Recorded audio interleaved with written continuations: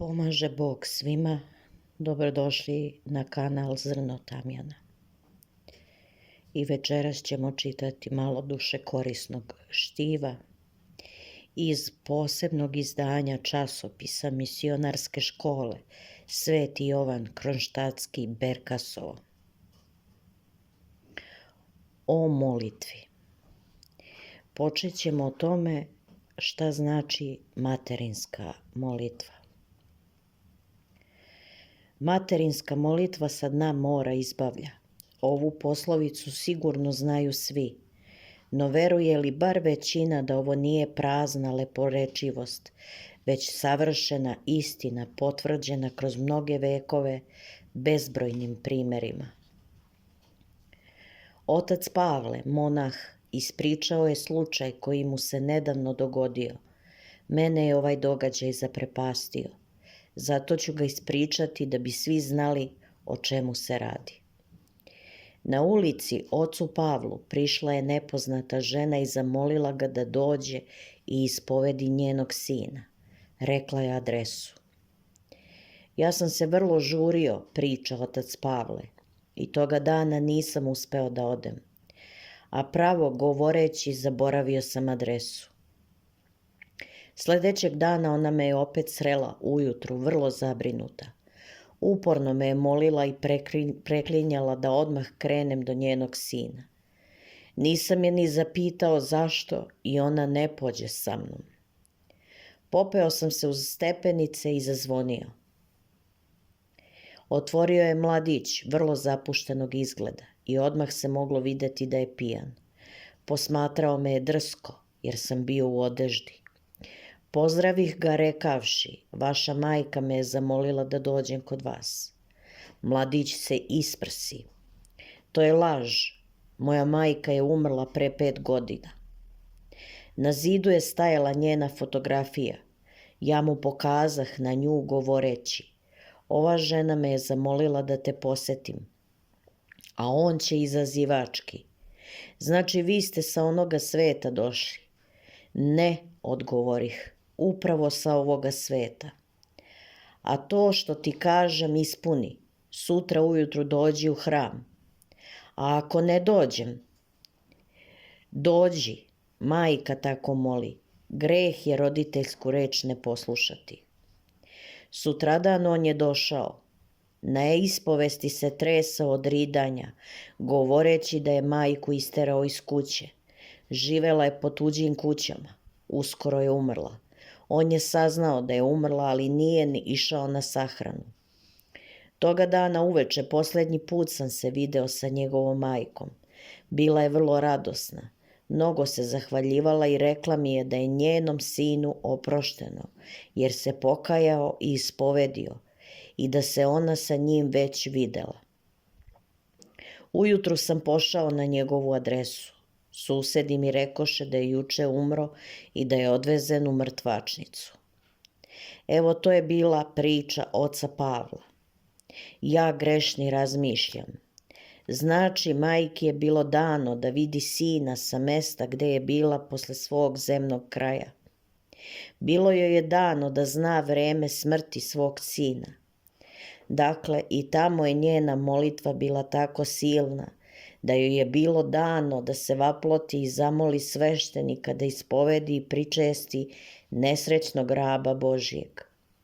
Jer tako je strašno umreti bez pokajanja i pričešća. I što je glavno, ona ga je volela i kao pijanicu koju ju je isterao iz kuće. Ona se nije ljutila i žalila, znajući bolje od nas o udelu grešnika. Učinila je sve da taj deo mimoiđe njenog sina. Ona ga je podigla sa grehovnog dna, upravo ona, i to samo silom svoje ljubavi i molitve. Molitva u metežu.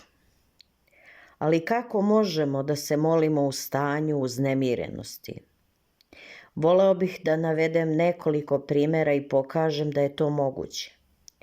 Tu uznemirenost mogao bih gotovo da nazovem prednošću, zato što nam poput neke hrapave stene pomaže da se uz nju gore uspužemo, kada već nismo kadri da letimo. Prva priča je uzeta iz žitija svetih. Neki bezimeni podvižnik susreće drugog podvižnika, molitvenika u planinama. Oni započinju razgovor u kome gost koji je očaran molitvenim duhom svoga saputnika pita: Oče, ko te nauči da se moliš bez prestanka? A njegov domaćin koji uviđa da je čovek duhovno iskusan odgovara: Ja to nikome ne bih rekao, ali tebi ću reći istinu. To su bili demoni.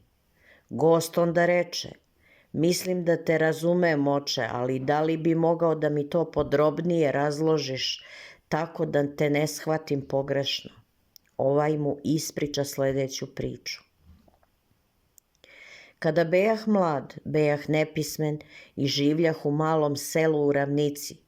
Jednoga dana uđoh u crkvu i začuh đakona gde čita poslanicu apostola Pavla, koji na tom mestu zapoveda da se molimo bez prestanka. Kada čuh te reči, ograja me neka radost i doživeh prosvetljenje. Po završetku službe ostavih svoje selo u velikoj radosti i povukoh se u planine da bih provodio život isključivo u molitvi. To stanje potraja u meni nekoliko časova. Onda poče da se spušta noć, postade hladnije, a do sluha mi počeše dopirati čudni šumovi, koraci i urlici. Oko mene zasvetlucaše neke strašne oči.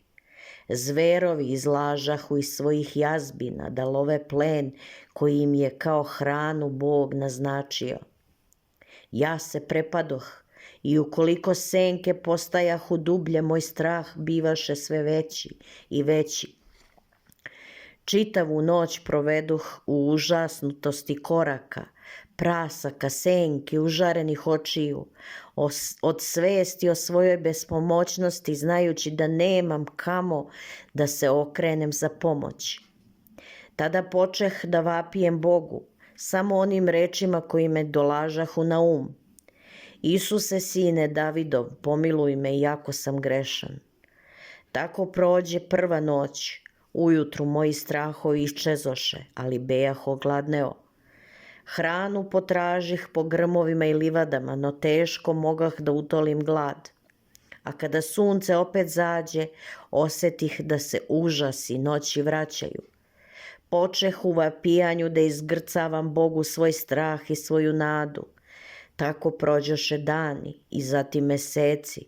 Navikoh se na jezivosti prirode, ali dok bih se molio iz trena u tren iskrsavala bi nova iskušenja i nevolje. Demoni i strasti počeše da me spopadaju sa svih strana i pošto prestaše da me plaše noćne zveri, sile tame bešnjahu protiv moje duše i ja još više nego ranije vapijah Gospodu rečima: Gospode Isuse Hriste, pomiluj me. Ova borba trajala je godinama. Jednoga dana nađoh se na izmaku snaga. U svojoj agoniji i jadu počeh bez prestanka da vapijem Bogu, ali odgovora ne beše. Bog mi izgledaše neumoljiv i pošto se iskrzana nit nadanja u mojoj duši već prekide, prepustih se Gospodu govoreći: Ti ćutiš, ne brineš zbog ovoga što mi se dešava, ali ti si još uvek moj Bog i moj Gospodar. I ja ću pre umreti na ovome mestu nego što ću odustati od svog iskazivanja. A onda iznenada Gospod mi se javi i na mene i sve oko mene spusti se mir. Do tad mi se činilo da je sav svet u tami, a sada ga gledah gde se kupa u božanstvenoj svetlosti, blistajući blagodaću Božjeg prisustva koja održava sve stvoreno.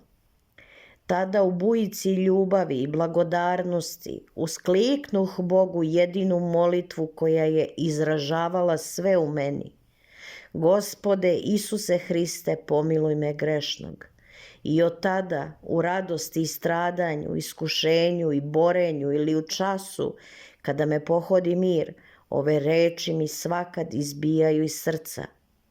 One su pesma moje radosti, moj vapaj Bogu, molitva moja i moje pokajanje. Ovaj primer nepoznatog podvižnika pokazuje nam kako stradanje, očajanje i nespokoj iznedravaju iz nas ove reči molitve. Taj očajnički vapaj, rođen iz nade koja je jača od očaja, hrani se očajanjem i nadilazi ga.